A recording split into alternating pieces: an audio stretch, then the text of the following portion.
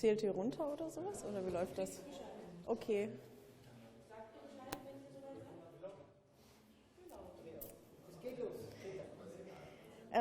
Hi, I'm Charlie, and today I want to explain to you what Wikidata is and why you should care about it. And first, Wikidata is a sister project of Wikipedia, and it's one of the many sister projects in the Wiki universe. It's a structured knowledge base, which means it has structured data, and structured data is different to running text like in Wikipedia. It's data that is machine readable. And anyone can read and edit it, just like all the other Wikimedia projects. And it's multilingual, so that means it's inherently multilingual, so you can use it in any language automatically. And it's a free and open source project, just like also all the other Wikimedia projects. And it aims to, or it connects all the projects on the same topic throughout the different languages. So I'll try to explain how exactly Wikidata works. It's kind of like Wikimedia Commons, where that's the repository for all the media files that can be shared throughout the projects, and Wikidata stores structured data that can be shared throughout Wikimedia projects, and that is so it reduces redundancy in the project. If all the structured data is maintainable in one place, it's easier to maintain it and keep it up to date. It also connects to databases outside, or like external databases like IMDb, for example.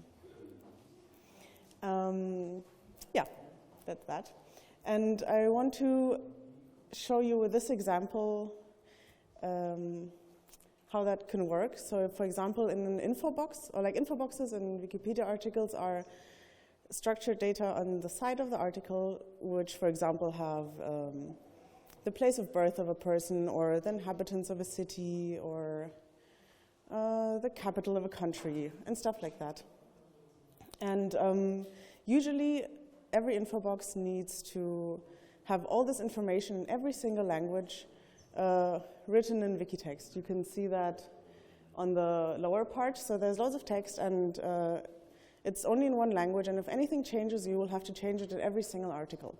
And the idea is that if you have Wikidata, you can replace this with just one line, and all this data can be then drawn from this one place, which stores this data centrally.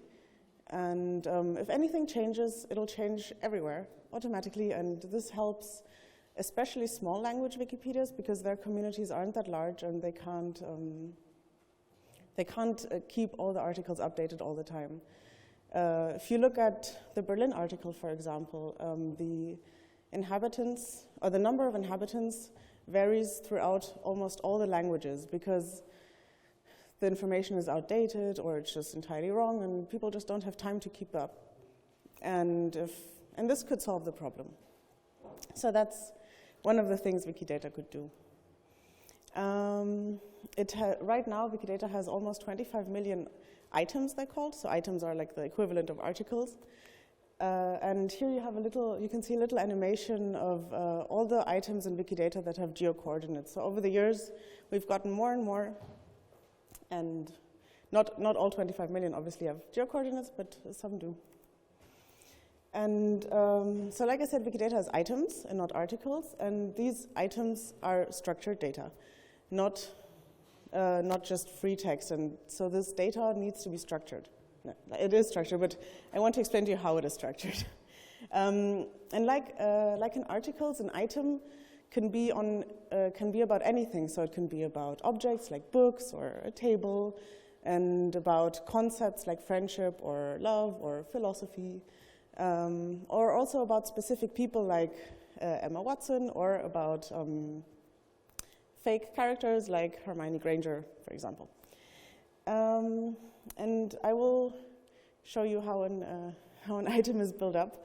So every item has a label, which is human readable, which is important. And this item is not unique. So like in articles, you can have a title that is the same, and then in Wikipedia you have disambiguation, but here the description is what helps you distinguish between them if you're reading it as a person. But a machine also needs to be able to understand what exactly this is, and it has to be distinguishable from any other item, and this can be done with a unique identifier, the Q42 in this case. And those never occur a second time. Then an item also has aliases, because sometimes something can be known under a different name. For example, if an author is using a pseudonym, you will want to maybe search for the pseudonym and still want to find the correct item. And then the most important part, every item has statements. So this is the information about this topic in a structured way. And a statement is always a couple of a property and a value. And a property is kind of like the topic of the information. So in this case we have spouse, but it could also be child or place of birth or place of death or date of birth or occupation or capital city or something like that. And the value is then the actual information about this topic. So in this case, Douglas Adams' spouse name was Jane Belson.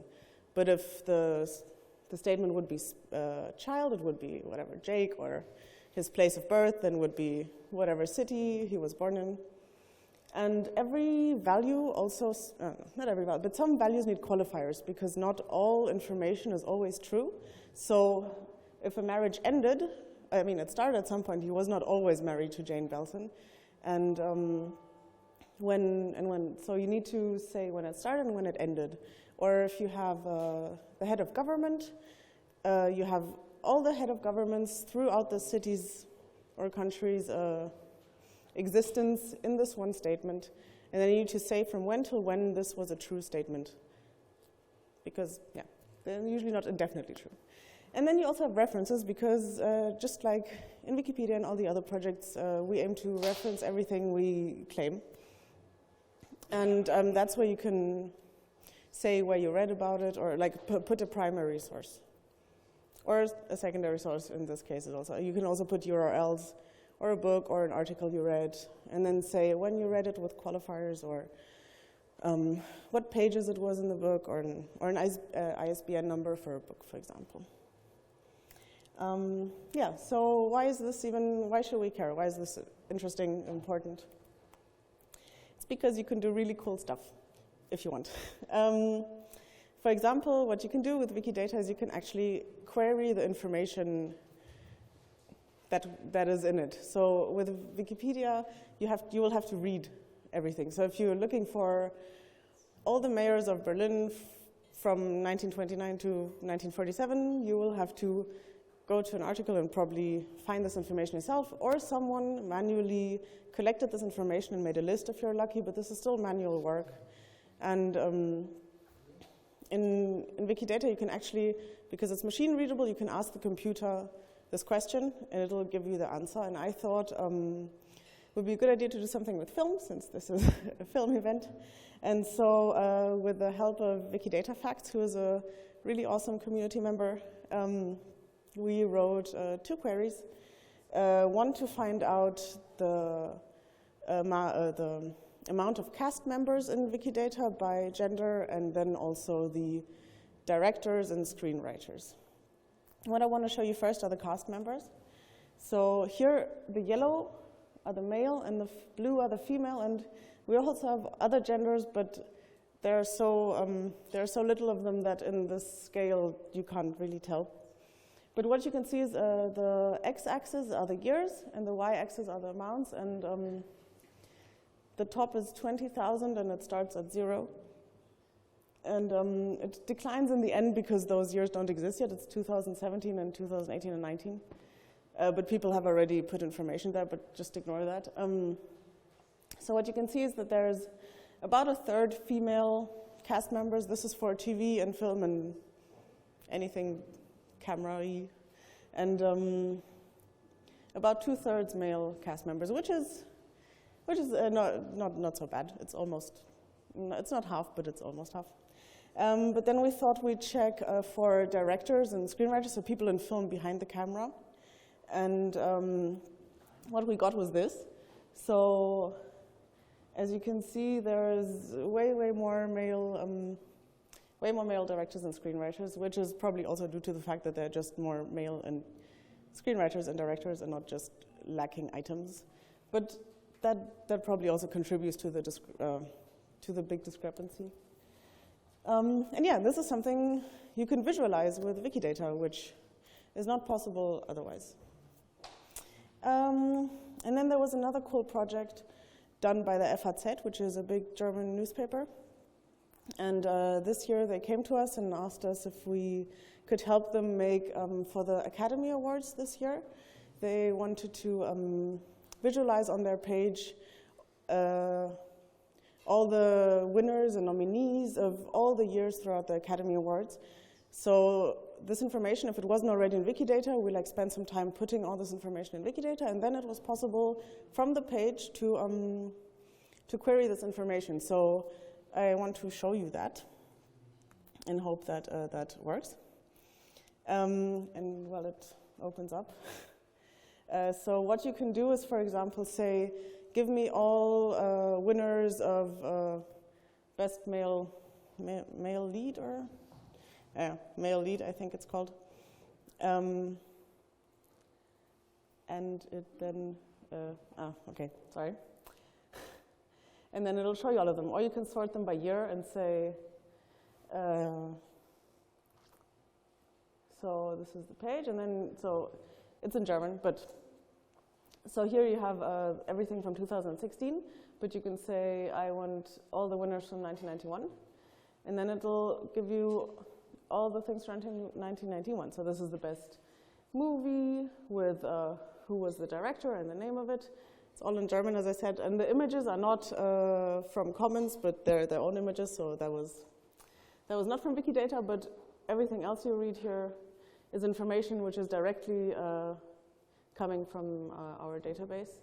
And you could also go by category, for example, so say all the best movies, and then it'll sort them here by year, and then you can go through the list and look at all the movies that won best movie in every year.